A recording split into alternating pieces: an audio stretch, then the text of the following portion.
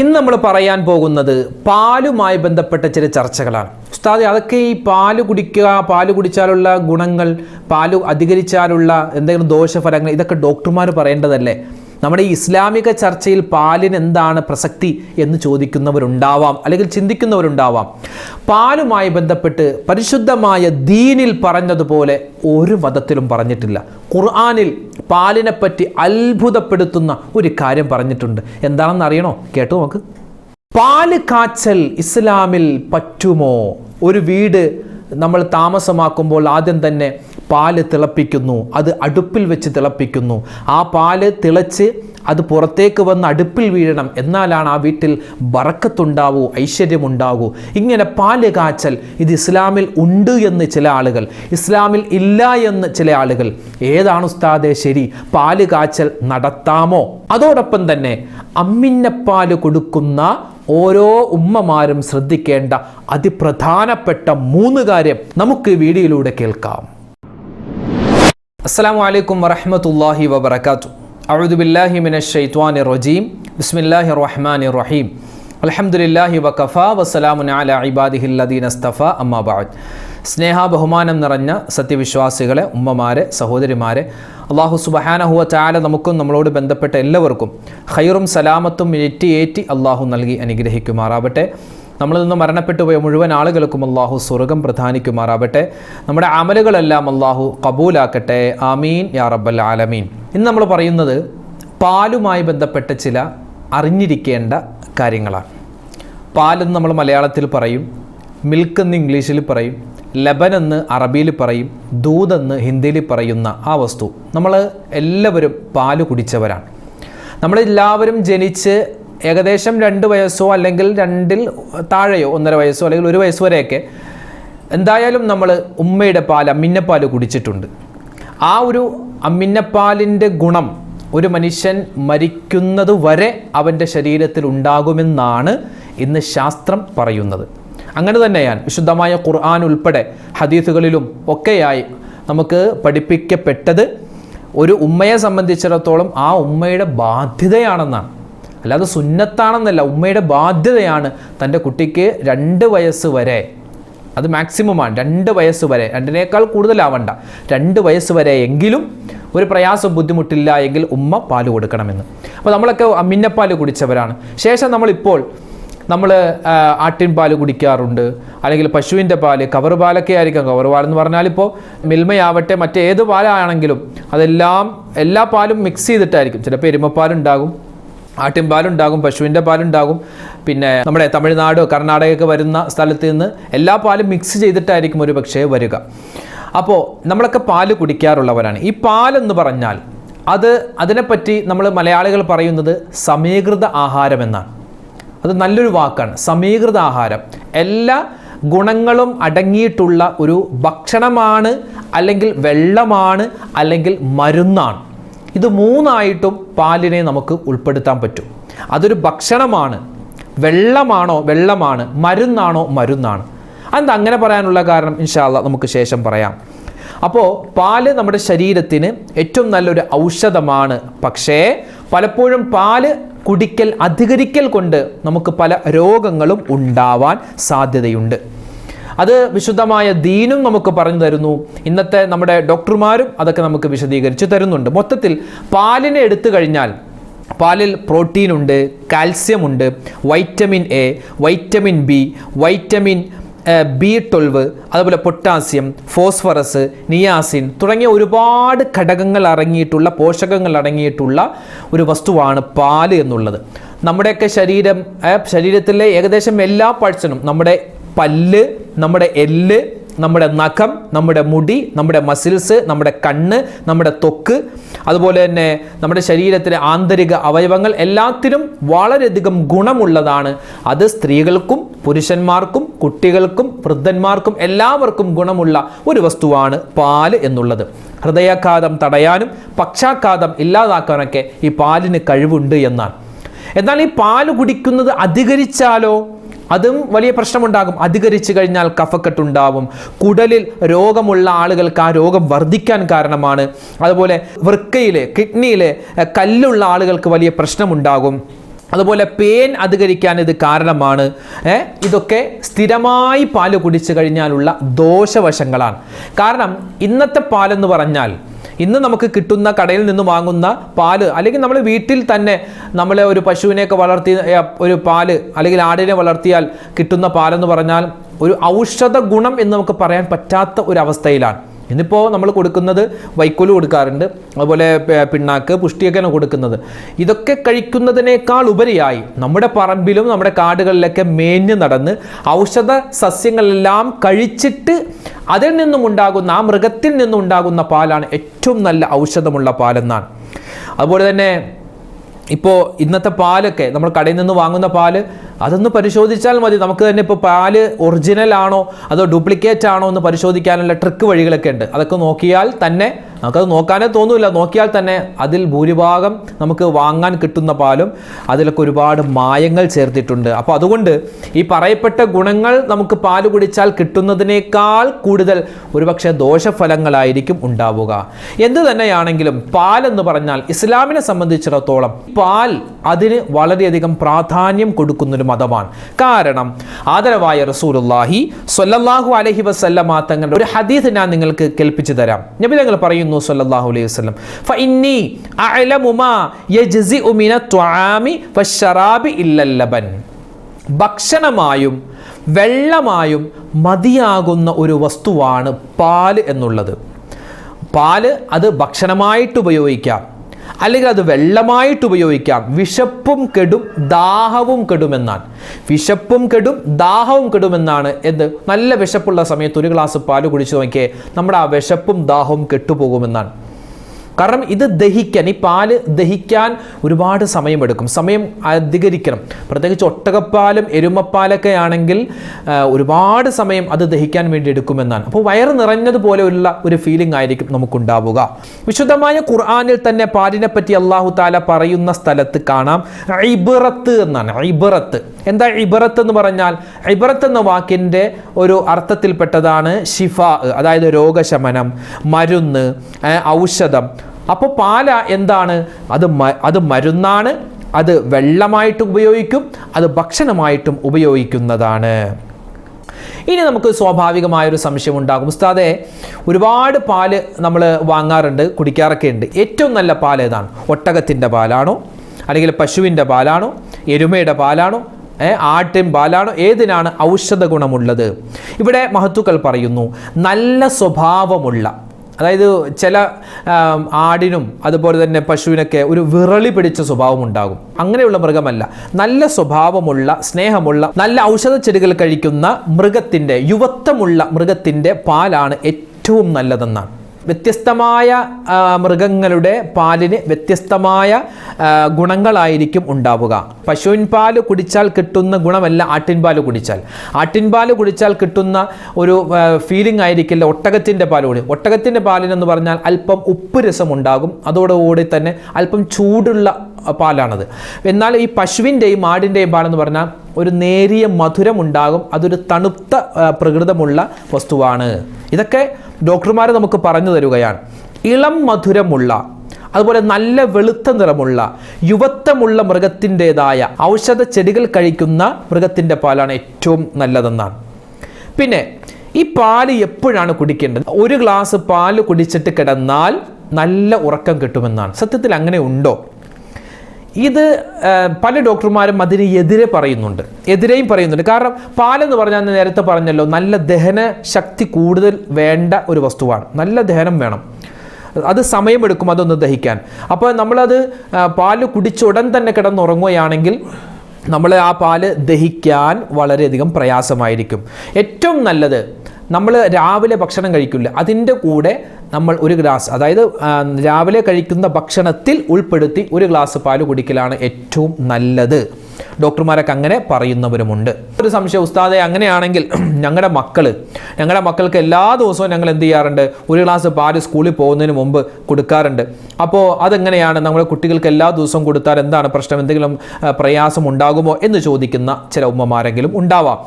ഞാൻ പറയട്ടെ, മുതിർന്ന ആളുകൾ പാല് കുടിക്കുന്നതും കുട്ടികൾ പാല് കുടിക്കുന്നതും നമ്മൾ വ്യത്യാസമുണ്ട്. മുതിർന്ന ആളുകളെക്കാൾ കൂടുതൽ ദഹനശക്തി ഉള്ളത് കുട്ടികൾക്കാണ്. കുട്ടികളുടെ ഭക്ഷണമൊക്കെ വേഗം ദഹിക്കും. അത് അവർക്ക് പെട്ടെന്ന് എന്താ പറയുക ദാഹിക്കുന്നതും അതുപോലെ തന്നെ അവർക്ക് പെട്ടെന്ന് വിശക്കുന്നതൊക്കെ അങ്ങനെയാണ്. നമുക്കൊരു പൊറോട്ട കഴിച്ച് കുറേ നേരം പിടിച്ച് നിൽക്കാൻ പറ്റുമെങ്കിൽ അവർക്ക് അങ്ങനെയല്ല. ചെറിയ കുട്ടികൾക്ക് ചിലപ്പോൾ പെട്ടെന്ന് ദഹിക്കും, അപ്പോൾ അവർക്ക് വീണ്ടും വിശക്കും. അപ്പോൾ എന്താണ്, കുട്ടികളെ സംബന്ധിച്ചിടത്തോളം അവരുടെ നല്ല ആരോഗ്യത്തിന് പാല് കൊടുക്കുക. എല്ലാ ദിവസവും പാല് കൊടുത്താലും പ്രശ്നമൊന്നും വരാൻ പോകുന്നില്ല. വലിയ ആളുകളെ സംബന്ധിച്ചിടത്തോളം പാല് എത്രമാത്രം അധികരിക്കുന്നോ എല്ലാ ദിവസവും ഒക്കെ ഇങ്ങനെ 41 ദിവസം തുടർച്ചയായി കുടിച്ചാൽ അയാൾക്ക് മറവി രോഗം ഉണ്ടാകുമെന്ന് പോലും ചില കിതാബുകളിൽ കാണാം. അപ്പോൾ നമ്മൾ പറഞ്ഞത്, ഒരു മനുഷ്യൻ അവൻ്റെ ജീവിതത്തിൽ ഒഴിവാക്കാത്തൊരു പാല് കൂടിയാണെന്ത്, അവരുടെ ഉമ്മയുടെ മുലപ്പാല് കുടിക്കുക, അമ്മിൻ്റെ പാല് കുടിക്കുക. ഇന്നത്തെ സ്ത്രീകളെ സംബന്ധിച്ചിടത്തോളം അമ്മിൻ്റെ കൊടുക്കുക, മുലപ്പാല് കൊടുക്കുക എന്ന് പറഞ്ഞാൽ ഇന്ന് പലർക്കും മടിയാണ്, അല്ലെങ്കിൽ നാണമാണ്. ഇന്ന് പല ആളുകൾക്കും മടിയാണ്. എന്താ, സൗന്ദര്യം കുറഞ്ഞു പോകും, ശരീരം ശോഷിച്ചു പോകും, ക്ഷീണിച്ചു പോകും, അല്ലെങ്കിൽ ആ ശരീരത്തിൻ്റെ വടിവൊക്കെ ഒന്ന് മാറിപ്പോകും എന്നൊക്കെ പറഞ്ഞ് പല സ്ത്രീകളും അത് കൊടുക്കുന്നില്ല. അത് ശുദ്ധ അപരാധമാണ് എന്നാണ് പറയാനുള്ളത്. കാരണം വിശുദ്ധമായ ഖുർആനിൽ അല്ലാഹു സുബ്ഹാനഹു വ തആല പറയുന്നു, ഹൗലൈനി കാമിലൈൻ എന്നാണ്. ഒരു ഉമ്മ തൻ്റെ കുട്ടിക്ക് മുലപ്പാല് കൊടുക്കേണ്ടത്, അമ്മിഞ്ഞപ്പാല് കൊടുക്കേണ്ടത് ഹൗലൈനി കാമിലൈൻ, അതായത് പൂർണ്ണമായ 2 വർഷം എന്നാണ്. പൂർണ്ണമായ 2 വർഷം. ഇനി എന്തെങ്കിലും ഒരു കാരണം ആ ഉമ്മക്ക് ഉണ്ടായാൽ, ചിലപ്പോൾ എന്തെങ്കിലും രോഗമുണ്ടായി, അല്ലെങ്കിൽ രണ്ടാമത് പ്രഗ്നൻ്റ് ആയി, ആ സമയത്ത് ചിലപ്പോൾ രണ്ടാമത്തെ കുട്ടിക്ക് ചിലപ്പോൾ അത് പൂർണ്ണമായും പാല് കൊടുക്കാൻ പറ്റിക്കൊള്ളണമെന്നില്ല. അങ്ങനെയുള്ള അവസ്ഥയൊക്കെ ഒഴിച്ച് ഒരു ഉമ്മക്ക് ആരോഗ്യമുണ്ട് എങ്കിൽ അവർ 2 വർഷം പൂർണ്ണമായും അവർ പാല് കൊടുക്കേണ്ടതാണ്. ഒരു കുട്ടിയെ സംബന്ധിച്ചിടത്തോളം മറ്റ് കാരണങ്ങളൊന്നുമില്ലാതെ തടയാൻ പാടില്ല. കുട്ടിയുടെ അവകാശമാണ് മുലപ്പാല് കൊടുക്കുക എന്നുള്ളത്, കിട്ടുക എന്നുള്ളത്. പിന്നെ പാല് കൊടുക്കുന്ന ഉമ്മമാരോട് എനിക്കൊന്ന് പറയാനുണ്ട്. അതായത് നല്ല മനസാന്നിധ്യത്തോടു കൂടി ചെയ്യേണ്ട ഒരു അമലാണെന്നാണ്. നിങ്ങൾക്കത് വലിയ പ്രതിഫലമുള്ളൊരു കാര്യമാണ്. ആ ഓരോ നുണയലും ആ കുട്ടി ഇങ്ങനെ നുണയുന്ന സമയത്ത് ഒരു തസ്ബീഹിൻ്റെ പ്രതിഫലം, ചൊല്ലിയ പ്രതിഫലം പോലും കിട്ടുമെന്നൊക്കെ ചില ഉലമാക്കൾ അവരുടെ കിതാബുകളിൽ രേഖപ്പെടുത്തി വെക്കുകയാണ്. ആ സമയത്ത്, അതായത് കുട്ടി ഇങ്ങനെ പാല് കുടിക്കുന്ന സമയത്ത് ഉമ്മ ചിന്തിക്കുന്ന ചിന്തകൾ ആ കുട്ടിയെ സ്വാധീനിക്കുമെന്നാണ്. അതുകൊണ്ട് ആ സമയത്ത് മറ്റുള്ളവരുടെ കുറ്റം പറയാനോ, അല്ലെങ്കിൽ സിനിമ കണ്ടിട്ടോ, അല്ലെങ്കിൽ എന്തെങ്കിലും മോശമായ കാര്യങ്ങളൊക്കെ ചിന്തിച്ചിട്ടോ കുട്ടിക്ക് മുലപ്പാല് കൊടുക്കരുത്. ആ സമയത്തുള്ള ചിന്ത കുട്ടിയുടെ ആ വളർച്ചയെ ബാധിക്കുന്നതാണ്. നല്ല ചിന്ത, ദിക്റുകൾ മനസ്സിൽ കരുതി, അല്ലെങ്കിൽ ദിക്റുകൾ ചൊല്ലി, അല്ലെങ്കിൽ ഖുർആൻ ഓതിയോ, അങ്ങനെയൊക്കെ എന്തെങ്കിലും നല്ല കാര്യങ്ങൾ ചെയ്തിട്ട് വേണം മുലപ്പാല് കൊടുക്കാൻ. പിന്നെ പ്രസവിക്കപ്പെട്ട ഉടൻ തന്നെ ഒരു മഞ്ഞപ്പാല് എന്ന് പറയാറുണ്ട്. മഞ്ഞപ്പാല് അതെന്താണ്, അത് കുട്ടിയെ സംബന്ധിച്ചിടത്തോളം ഏറ്റവും കൂടുതൽ ഗുണമുള്ളതാണ്. അത് കൊടുക്കൽ ഏറ്റവും കൂടുതൽ അനിവാര്യമാണ്, നിർബന്ധമായും കൊടുക്കണമെന്നാണ്. പിന്നെ 2 വയസ്സിനേക്കാൾ കൂടുതൽ ഉമ്മ കുട്ടിക്ക് മുലപ്പാല് കൊടുത്താൽ എന്തെങ്കിലും പ്രശ്നമുണ്ടോ? ഉണ്ടാകും. ചില ഉലമാക്കൾ പറയുന്നു, 2 വയസ്സിനേക്കാൾ കൂടുതലായി ഉമ്മ മുലപ്പാല് കൊടുത്താൽ കുട്ടിക്ക് സ്ത്രൈണ സ്വഭാവം കൂടുമെന്നാണ്. സ്ത്രൈണ സ്വഭാവം, പുരുഷനാണെങ്കിലും സ്ത്രീ ആണെങ്കിലും ചില പൗരുഷ സ്വഭാവം അവർക്ക് അനിവാര്യമാണ്. ധൈര്യം, ഒറ്റക്ക് പോകാൻ ഒരു ധൈര്യം ഉണ്ടാവണം, അല്ലെങ്കിൽ ദേഷ്യപ്പെടേണ്ട സമയത്ത് ഒരു ദേഷ്യം വരണം. അതൊക്കെ എന്താണ്, ഒരു പൗരുഷ സ്വഭാവമാണ്. ഈ പൗരുഷ സ്വഭാവം ഇല്ലാതാകും. എങ്ങനെ? ആണിനും പെണ്ണിനും ഇല്ലാതാകും. എപ്പോൾ? 2 വയസ്സിനേക്കാൾ കൂടുതലായി ഉമ്മ കുട്ടിക്ക് മുലപ്പാല് കൊടുത്താൽ. ആ കുട്ടി വളർന്നാൽ ഈ ഒരു ധൈര്യം ഇല്ലാതെയാകും എന്നൊക്കെ കിതാബുകളിൽ കാണുവാൻ സാധിക്കും.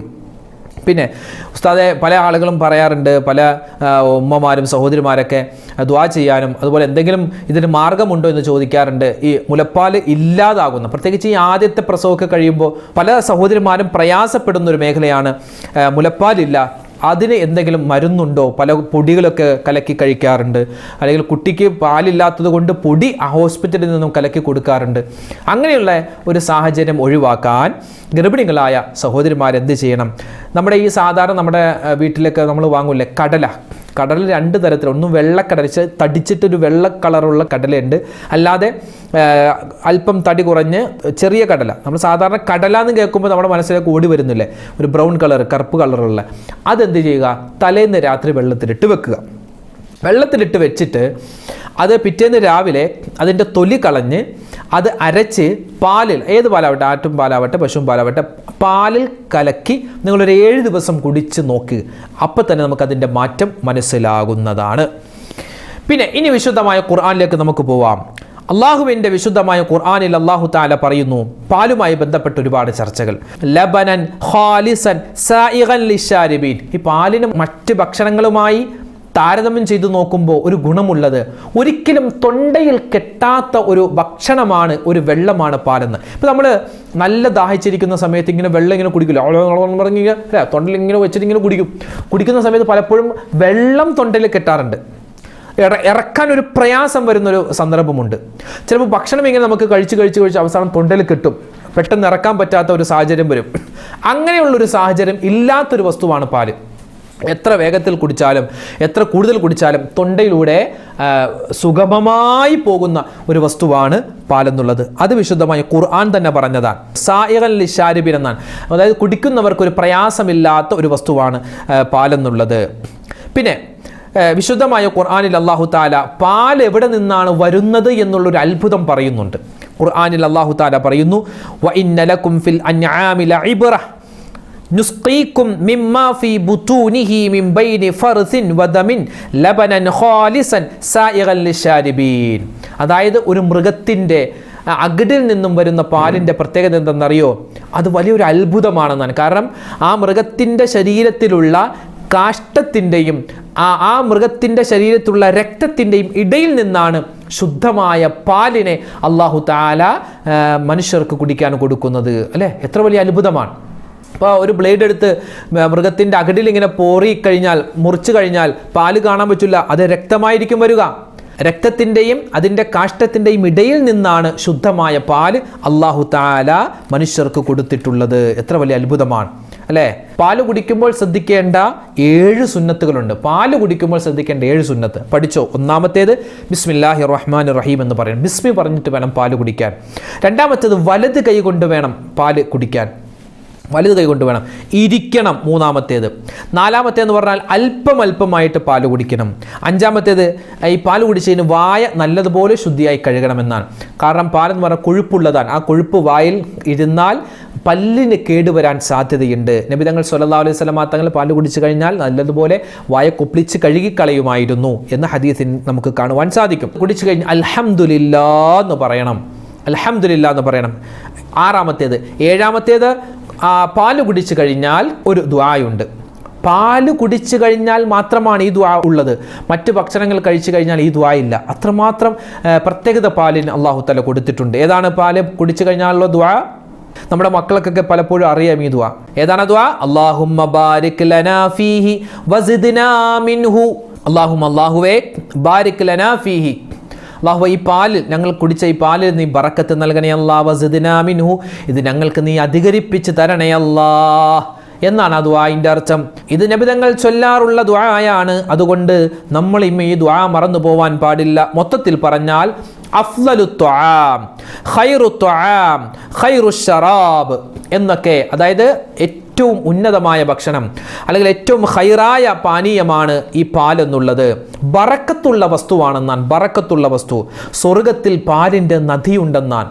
ഹൗദുൽ കൗസറിനെ പറ്റി പറയുമ്പോൾ പാലിനേക്കാൾ വെളുത്ത നിറമാണെന്നാണ് പറയുക.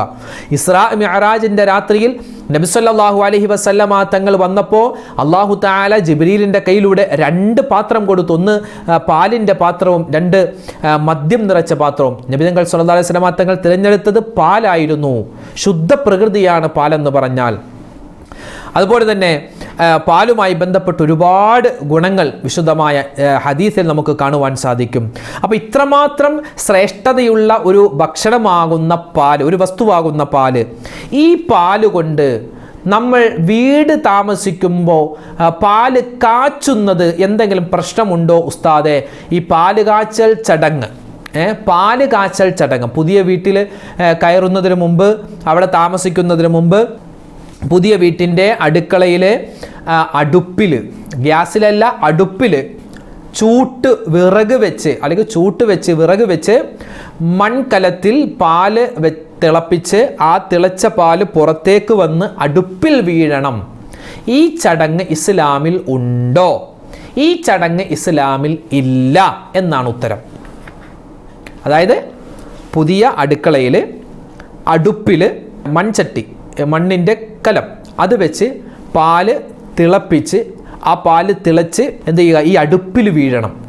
ഈ ഒരു ചടങ്ങ് ഇത് ഹൈന്ദവ സഹോദരന്മാർ അവരുടേതായ ആരാധനയുമായി ബന്ധപ്പെട്ട് ചെയ്യുന്ന ഒരു ചടങ്ങാണ്. ഇത് ഇസ്ലാമിൽ ഇല്ല. പക്ഷേ ഇനി കേട്ടോ, പക്ഷേ അള്ളാഹുവിൻ്റെ റസൂല് വിശുദ്ധമായ ഖുർആനൊക്കെ നമുക്ക് പഠിപ്പിച്ച് നൽകിയ ഖൈറു ത്വആം അഫ്ളലു ത്വആം, ഭക്ഷണത്തിൽ വെള്ളത്തിൽ ഏറ്റവും അതിശ്രേഷ്ഠമായ ഒരു വസ്തുവാണ് പാല്. ഈ ബറക്കത്തുണ്ടെന്നാണ്, പാലിൽ ബറക്കത്തുണ്ടെന്നാണ്. ഈ ബറക്കത്തുണ്ട് എന്ന് പറഞ്ഞ, ഭക്ഷണത്തിൽ ഏറ്റവും ശ്രേഷ്ഠതയുണ്ട് എന്ന് പറഞ്ഞ ഈ പാല് ഒരു പുതിയ വീട്, ആ വീടിൻ്റെ അടുക്കളയിൽ നമുക്ക് അടുപ്പിൽ വെക്കണമെന്നില്ല, ഗ്യാസിൽ തന്നെ വെച്ചാലും മതി. ഗ്യാസിൽ അതൊരു മൺകലം വേണമെന്നില്ല, സാധാ നമ്മൾ പാല് തിളപ്പിക്കുന്ന ഏതെങ്കിലും ഒരു പാത്രമായാലും മതി. അതിൽ കുറച്ച് പാല് തിളപ്പിച്ചിട്ട് അത് പുറത്തേക്ക് കവിഞ്ഞു പോവണമെന്നോ അത് അടുപ്പിൽ അതൊന്നും പാടില്ല. അതൊക്കെ ഹൈന്ദവരുടെ ആചാരമാണ്. അപ്പോൾ പറഞ്ഞു വന്നത്, അള്ളാഹു തആല ഹലാലാക്കിയ, അള്ളാഹിൻ്റെ റസൂൽ ഏറ്റവും കൂടുതൽ ഇഷ്ടപ്പെട്ടിരുന്ന ഈ പാല് അല്പം എടുത്ത് ഒരു പാത്രത്തിൽ വെച്ച് നമ്മുടെ പുതിയ വീട്ടിൽ ഒരു ബറക്കത്തിനായി അത് തിളപ്പിച്ച്, ആ തിളച്ച പാല് കുറേശ്ശെ കുറേശ്ശെ മധുരമൊക്കെ ഇട്ടിട്ട് നമ്മുടെ അവിടെ കൂടിയിരിക്കുന്ന ആളുകൾക്ക് കുടിക്കാൻ കൊടുക്കുക. ഇത് നല്ല ഒരു കാര്യമാണ്. ആദ്യം പറഞ്ഞത് അതെന്താണ്, മറ്റുള്ളവരുമായി സദൃശ്യത്തിലാവാൻ സാധ്യത ഉണ്ട് ആണ്. അത് നമുക്ക് വേണ്ട. പാല് തിളച്ചു വന്നിട്ട് എന്ത് വേണം, അടുപ്പിൽ വീഴണം, എന്നാൽ ആ ഒരു പാല് കാച്ചൽ ആവുകയുള്ളൂ. അങ്ങനെയൊന്നും ദീനിലില്ല. പരിശുദ്ധമായ ദീനിൽ പാല് കാച്ചലേ ഇല്ല, അങ്ങനെ ഒരു ചടങ്ങേ ഇല്ല. പക്ഷേ അള്ളാഹുവിൻ്റെ റസൂലിന് ഏറ്റവും കൂടുതൽ ഇഷ്ടമുള്ള, സ്വർഗത്തിൽ നബിതങ്ങൾ സല്ലല്ലാഹു അലൈഹി വസല്ലം തങ്ങൾ പ്രവേശിക്കുന്നതിന് മുമ്പ് ജിബ്രീൽ കൊന്നുകൊണ്ട് 2 പാത്രം കൊടുത്തു. ഒന്ന് പാലിൻ്റെ പാത്രം, മദ്യത്തിൻ്റെ പാത്രം. നബിതങ്ങൾ പാലിൻ്റെ പാത്രം തിരഞ്ഞെടുത്തു. അപ്പോൾ അള്ളാഹിൻ്റെ റസൂലിന് ഇഷ്ടമുള്ള, അള്ളാഹു ഖുർആനിൽ സർട്ടിഫിക്കറ്റ് തന്ന ഈ ബറക്കത്തുള്ള ഭക്ഷണമാകുന്ന, പാനീയമാകുന്ന പാല് നമ്മുടെ ഒരു പുതിയ വീട്ടിൽ ഒരു ബറക്കത്തിനായി അല്പം തിളപ്പിച്ച് അത് അവിടെയുള്ള ആളുകൾക്ക് കൊടുക്കുന്നത് കൊണ്ട് പ്രശ്നമൊന്നും വരാനില്ല. ഇത് നമ്മൾ വേർതിരിച്ച് മനസ്സിലാക്കണം. പാല് കാച്ചൽ പാടില്ല, ഹറാമ്, ബിദ്അത്ത്, ശിർക്ക്, കുഫർ എന്ന് പറഞ്ഞ് അടച്ചാക്ഷേപിക്കുന്ന ഒരു സ്വഭാവം ആർക്കെങ്കിലും ഉണ്ടെങ്കിൽ അത് മാറ്റിവെച്ചേക്കുക. പാല് കാച്ചുക, അത് ഏതാണ് നമുക്ക് അനുവദനീയമായത്, ഏതാണ് അനുവദനീയമല്ലാത്തത്, അത് തിരിച്ച് മനസ്സിലാക്കണം. സ്വഹാബിമാർ ചെയ്തിട്ടുണ്ടോ, ഏത് സ്വഹാബിയുടെ വീട്ടിലാണ് പാല് കാച്ചിയത്, നബി തങ്ങൾ ഏത് വീട്ടിൽ പോയി പാല് കാച്ചി എന്നൊന്നും ചോദിച്ചാരും വരണ്ട. അങ്ങനെയൊക്കെ ചോദിച്ചാൽ ഒരു കുന്തവും കാണാൻ പറ്റില്ല, ഒരു ഹദീസും കാണാൻ പറ്റില്ല. ഇപ്പോൾ നമ്മളൊക്കെ യൂട്യൂബിലൂടെയാണല്ലോ പരസ്പരം കാണുന്നത് അല്ലേ. ഞാൻ നിങ്ങളോട് വീഡിയോ സംസാരിക്കുന്നു, വീഡിയോയിലൂടെ നിങ്ങളോട് കാര്യങ്ങൾ പറഞ്ഞു തരും, നിങ്ങളത് കേൾക്കുന്നു. ഇതിനെ വിമർശിക്കുന്ന, ഈ പാല് കാച്ചലിനെ വിമർശിക്കുന്ന ആളുകളെ മെയ്ക്കെടുത്ത് പ്രസംഗിക്കുന്നു. നബിതങ്ങളുടെ കാലത്ത് മെയ്ക്കുണ്ടോ? നബിതങ്ങളുടെ കാലത്ത് യൂട്യൂബ് ഉണ്ടോ, വാട്സപ്പ് ഉണ്ടോ? അതൊക്കെ ഹറാമ്, ബിദ്അത്ത് എന്ന് പറഞ്ഞ് ആരെങ്കിലും പോകാറുണ്ടോ? ഇല്ലല്ലോ. അപ്പോൾ ഏതാണ് ഹറാമ്, ഏതാണ് ബിദ്അത്ത് എന്ന് വ്യക്തമായി തിരിച്ച് മനസ്സിലാക്കണം. പാല് കാച്ചലെന്ന് കേൾക്കുമ്പോൾ തന്നെ വാളും പരിചയമായിട്ട് ഇറങ്ങുന്ന ഒരു സ്വഭാവം, അത് വളരെ മോശമാണ്. പാല് കാച്ചൽ നിർബന്ധമാണെന്ന് ഇസ്ലാമിലില്ല, അത് നമ്മളും പറയുന്നില്ല. പാല് കാച്ചിയാലേ വീട് കൂടൽ ശരിയാകൂ, അങ്ങനെയൊന്നും ഇല്ലല്ലോ. പാല് കാച്ചൽ സുന്നത്താണോ, അങ്ങനെ നമുക്ക് പറയാൻ പറ്റുമോ? അതുപോലെ ഞാൻ പാല് കാച്ചിയില്ലെങ്കിൽ ആ വീട്ടിൽ ഖൈറില്ല, അങ്ങനെയൊന്നുമില്ല. അതായത് ഒരു പുതിയ വീട്, അതൊരു ബർക്കത്തുണ്ടാവണം. അതിനെന്താണ്, ബർക്കത്തുള്ള ഭക്ഷണമാകുന്ന പാല് അത് തിളപ്പിക്കുന്നു.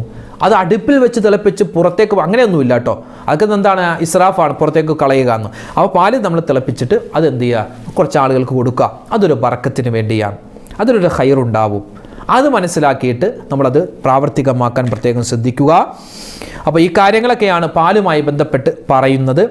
പിന്നെ പാല് തിളപ്പിച്ചില്ല എന്ന് വെച്ച് ഇപ്പോൾ പ്രശ്നമൊന്നും വരാൻ പോകുന്നില്ല. ഒരാൾ വീട്ടിൽ ചെയ്ത് പാലൊന്നും പാടില്ല എന്ന് പറഞ്ഞാൽ ഇപ്പോൾ പ്രശ്നമൊന്നുമില്ല. ഇനി പാല് തിളപ്പിച്ചാലോ അവിടെയും പ്രശ്നമൊന്നും വരാൻ ഇല്ല. അപ്പോൾ നമ്മൾ വേർതിരിച്ച് മനസ്സിലാക്കുക. പാല് കുടിക്കുന്നത് എങ്ങനെയാണ്, പാല് കുടിക്കുന്ന സമയത്ത് അമിന്നപ്പാല് കൊടുക്കേണ്ടത് എങ്ങനെയാണ് നമ്മൾ പറഞ്ഞു. പാല് കൊടുക്കുന്ന സമയത്ത് ഉമ്മമാർ ശ്രദ്ധിക്കേണ്ട കാര്യങ്ങൾ, അതുപോലെ തന്നെ ഈ പാല് കുടിക്കുമ്പോൾ 7 സുന്നത്തുകളുണ്ട്. പാല് കുടിച്ചു കഴിഞ്ഞ് പറയേണ്ട പ്രത്യേക ദുആയുണ്ട്. പാൽ എപ്പോഴാണ്, രാത്രിയിലാണോ, അതുപോലെ തന്നെ കിടക്കുന്ന സമയത്താണോ കുടിക്കേണ്ടത്, പിന്നെ ഏത് പാലാണ് നല്ലത്, ഇങ്ങനെ ഒരുപാട് ചർച്ചകൾ നമ്മൾ പറഞ്ഞു. ഇതൊക്കെ നമ്മൾ മനസ്സിലാക്കുക. നമ്മുടെ കുട്ടികളിൽ ഇതൊക്കെ നമുക്ക് പ്രയോഗിക്കാവുന്നതാണ്. കുട്ടികൾക്ക് പാല് കൊടുക്കുക, അവർക്ക് ആരോഗ്യമുണ്ടാവാനും ബുദ്ധിശക്തിക്കൊക്കെ നല്ലതാണ്. കൊടുക്കുന്ന സമയത്ത് ഇത് മായം ചേർക്കാത്ത പാലാണെന്ന് നമ്മൾ പ്രത്യേകം മനസ്സിലാക്കുക. അതൊക്കെ നമുക്ക് തിരിച്ചറിഞ്ഞ് നമുക്ക് പ്രാവർത്തികമാക്കുക. അല്ലാഹു സുബ്ഹാനഹു വ തആല സ്വർഗത്തിൻ്റെ പാലിൻ്റെ നദിയിൽ നിന്നും ആവോളം കുടിക്കാൻ അല്ലാഹു നമുക്ക് തൗഫീക്ക് നൽകി അനുഗ്രഹിക്കുമാറാവട്ടെ. അല്ലാഹു തആല നമ്മൾ ചെയ്യുന്ന അമലുകളെല്ലാം പോരായ്മകൾ പരിഹരിച്ച് കബൂലാക്കട്ടെ. നാളെ ഇൻഷാ അല്ലാഹ് മറ്റൊരു വീഡിയോയുമായിട്ട് നമുക്ക് കാണാം. അല്ലാഹു നമ്മളെ അനുഗ്രഹിക്കട്ടെ. ആമീൻ. അസ്സലാമു അലൈക്കും വറഹ്മത്തുള്ളാഹി വബറകാതുഹു.